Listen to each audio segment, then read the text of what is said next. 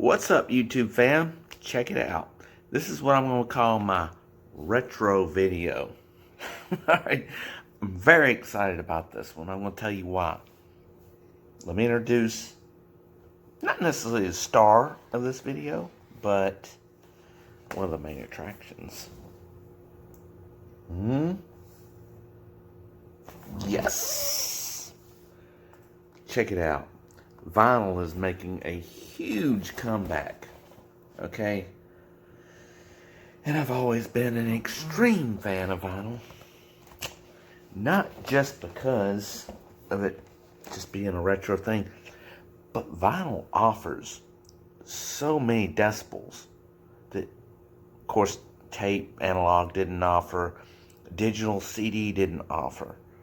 It brings out, and it's illustrated on a lot of other YouTube videos, so I don't even have to divulge into that. But with it, I also bought the King, and this is gonna be a comparison, okay?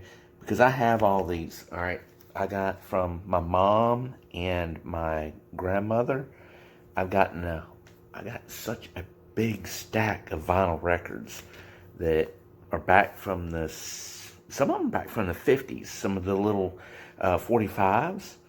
You know, of course, a lot of people don't know, but that's in the speed and all. All right, but anyways, the 45s, the little small ones. All right, and I got LP albums. I got LP albums stacked, probably 6 foot tall if I stacked them all up, and they're all very old, all original. Now I don't have any of the old like wax. Okay, it is vinyl and stuff like that. I don't have any of the old wax, but I have original 45s from the 50s, 60s, 70s, blah, blah, blah. And I have original LPs from the probably early 60s on up. And I got a stack this tall, and I got a big bundle of 45s, okay? I'm sure they're worth quite a bit. Some of them are in really good condition, some of them are not. But I'm going to compare that sound to what they're bringing out today. So I also got Billie Eilish album. Okay. Yeah. They had another album of hers, but, you know, I just picked one. At that point, it really didn't matter. But I want to get the sound comparison of what is from back then as opposed to, because I can actually compare the two when I put these songs head to head with Elvis's other albums that I have. I got his concert albums. I got a lot of Elvis albums. I need to do a video on that. And there's just so many different other artists and you can't find these anymore. Okay, if you do find any of them, you're gonna pay a huge price for it. I know I'm sitting on a stockpile of a lot of money. No, not only that, I need to do another review. I have one of those video disc players. Not the laser disc, but what was before that. A video disc. It was like a VHS tape in a disc. You slide the cassette in the player. I have that.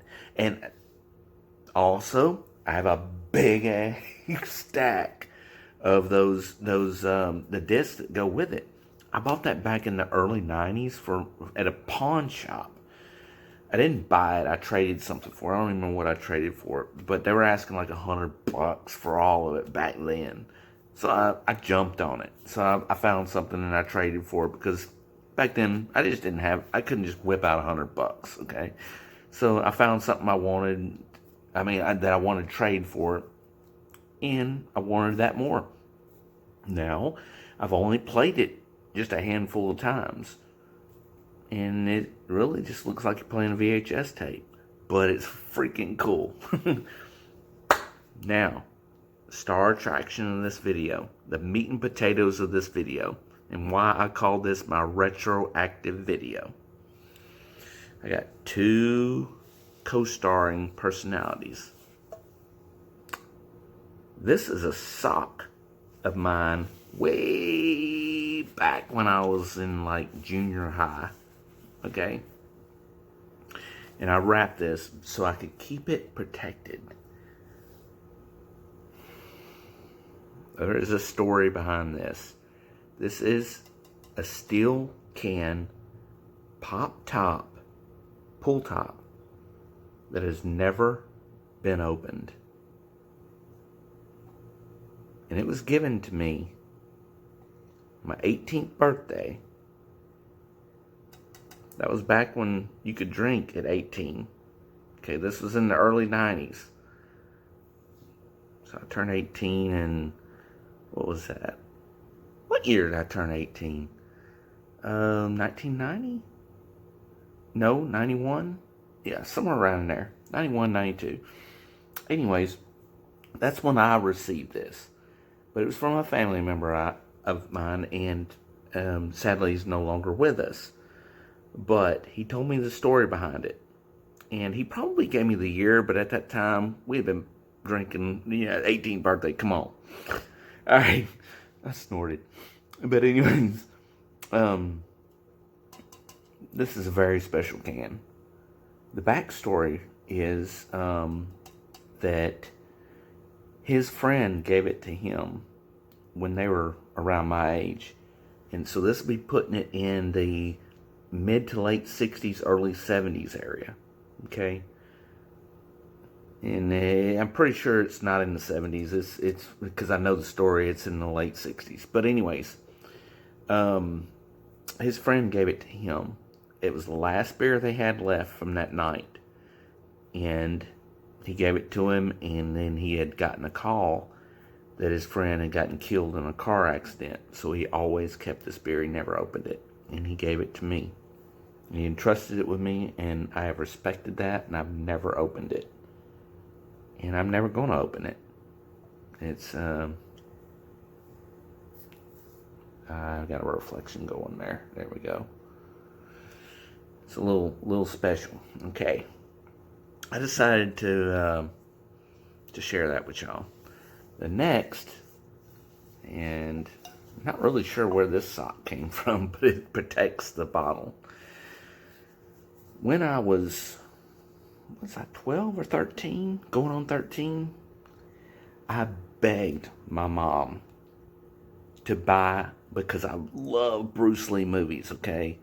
And if you ever watched what we called here in America the Fist of Fury, which is overseas known as the Big Boss, Bruce Lee's first movie, he got drunk on Hennessy. Now, I begged my mom, I said, will you please buy me Hennessy? We'll put it on the shelf. I won't have access to it. Just buy it, and then I'll have it for later on when I grow up. And she conceded and did that. And from 1987, this bottle of Hennessy has never been opened.